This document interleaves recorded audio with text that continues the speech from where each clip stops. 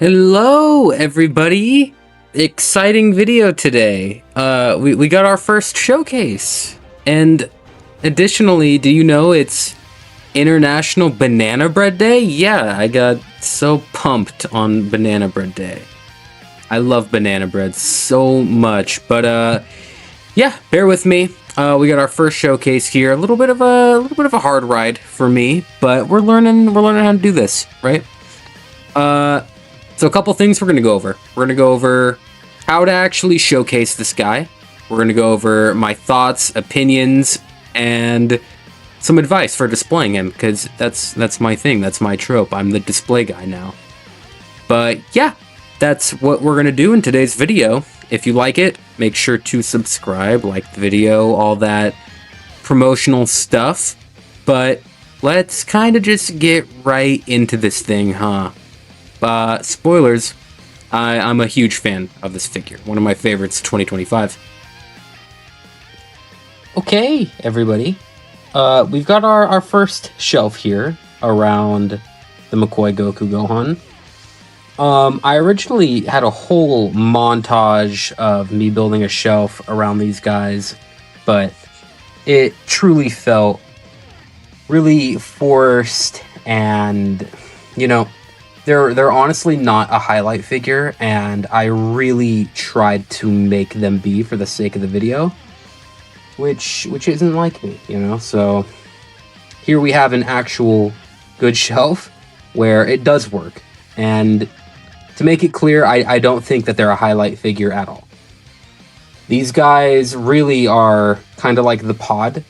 They're there to accent a different side of things, you know? Like, I really want Yardrat Goku to shine on one side of the shelf to represent one part of the Saiyan saga, and the pod really helps him stand out, you know?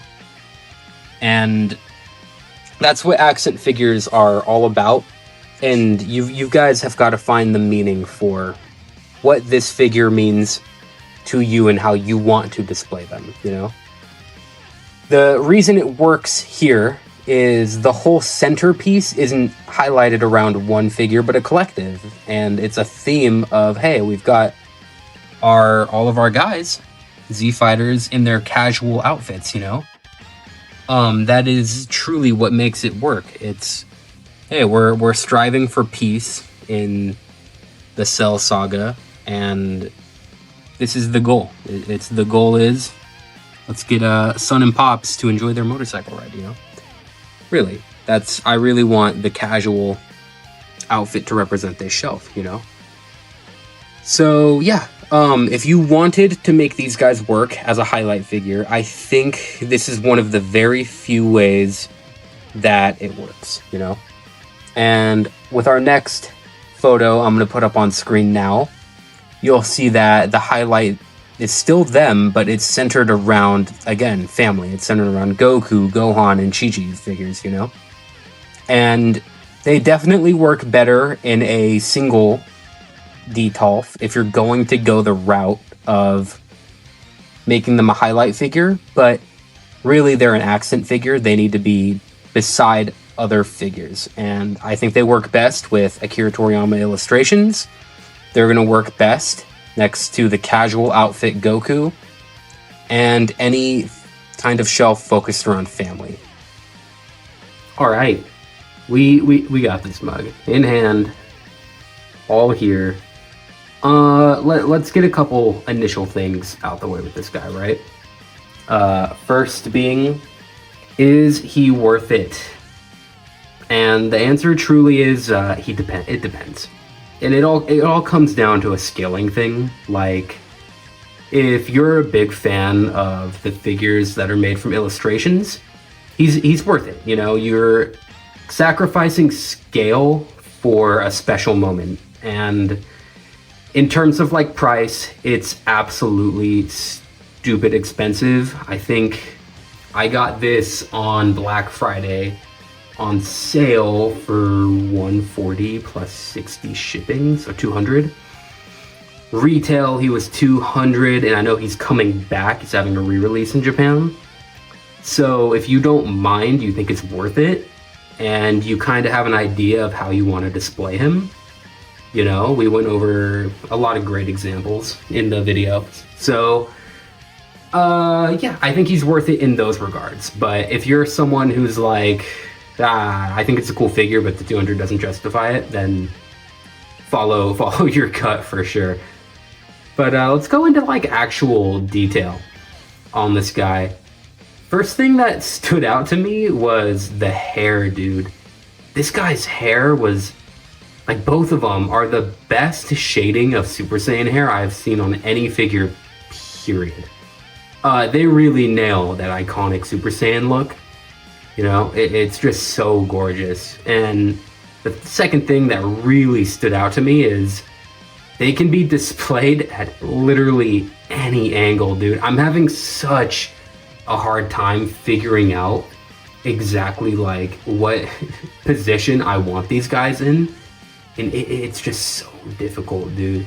Because on one end, like, I want side of the bike to show. On the other end, it's like Goku's got all the food in his bento box, and I want to display that. And then there's the wrinkles of the clothing blowing in the wind with the hair going the same direction. And it's like, man, how do I display this? Like, this dude has been on my desk for a week, 2 weeks now, just for me to really take everything in about them. I think it's a good practice for everybody. Like, hey, don't jump from figure to figure to figure like you got to collect them all. Really take your time and enjoy the hobby, you know? Like, these guys are stupid gorgeous. They deserve to be appreciated, and it should go like that for every figure in your collection, you know? Next thing is scale. We've already seen they don't scale great with Master Lease at all. I know many of you guys, you're Master Lease collectors, so that's a big turnoff to you guys. But I think that they blend perfectly. I think if you can space your shelf out correctly, and the goal isn't to fit as many things as you can on a shelf, but to kind of get everything to be seamless, they work. They work great, you know? There's a lot of ideas and different setups I had in mind for these guys, but just lacking the figures of. Like, there's the, what is it? The Zokai, Gohan and Goku. I was like, man, if I could make a Gohan Goku shelf with these guys being on it, that would have been the goal. And another thing I was thinking about is, what are these guys? Are they a highlight figure? Are they an accent figure? They're an accent figure. They're not anything relative to being in the background. They're definitely something you put on the side that elevates, but they're not the main showcase, you know? But let's get a little bit of a close-up here. Oh no, I gotta hold the button. I'm sorry, first showcase. Look at me, got my tripod. Got everything set up here. All right. You know, you would think I would just bring the tripod closer, right? Let's do that. All right. Let's look at the detail here. Like, dude, especially with the natural lighting, it is insane. Whoa, what are we doing, camera? I didn't know I could do that. Yo. Wait, how did I make it jump? Sorry, I keep just focusing it and unfocusing it. I made it jump, but I don't know how. Dude, yeah, the natural lighting shining on the headlight with this angle. Oh my god, dude, it is freaking so nice. I need to set this up better. This is on me, guys, I'm sorry. But yeah, dude, like, oh, it's so sick. And there's just so many things to like take in about it. And even when it's like this, something that scales so small, you can see I've just got a little setup on a fucking table in front of another shelf for the background, and it looks like they're just driving away from them. Like, it just looks so good, especially in the natural lighting, dude. And you've got all the details of everything here, and you've got this high gloss everything on the bike, but you've also got matte pieces mixed in here with the wheels. You've got the shine of everything here. Like, It's just so good, dude.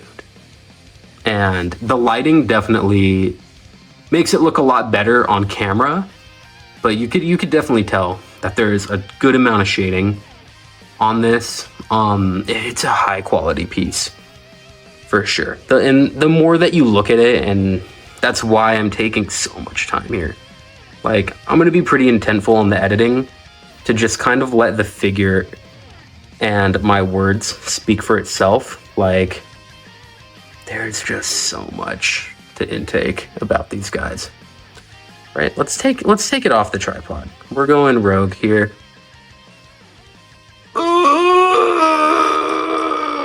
Boom. Okay, let's go. I'm just having fun with it. That's how you do it. You just have fun with it, man. Look at this. Look at that. They didn't have to, but they did. They didn't have to. Oh my god. You can tell I absolutely love this guy. Let's keep going. We're just going through a little list of details here. I'm rocking the 0.5. Hold up. Someone's watching this and they're like, dude, that's the exact thing I wanted to see. I really wanted to see all the detail of the hair. No, but genuinely, like, it's insane. Like, look at it, man. Look at that. Even things like that have so much detail. This is exactly why I love collecting. And you can feel it, man, for sure. All the small detail. This figure is a labor of love. For sure, you know. But yeah, there we go. There's all my thoughts on this figure. You can tell I love it. My only, it's not even a gripe. This is what they are. They're a real desktop McCoy. They're meant to be kind of like this, you know. The skills it's never going to be huge with these guys, but it's really, really not meant to be. All right. Ooh. All right, guys. There we have it. Real desktop McCoy. Goku. And Gohan. Appreciate you guys tuning in. I hope I've convinced some of you guys, hey, we can make things that don't scale work. Hope I've given some inspiration, and if anyone was ever thinking about getting this guy, totally do it. Totally worth it, in my opinion, if it's for you. That's it. That's all I got. Love you guys. Goodbye. Goodbye. Not Gohan. Goodbye, Goku.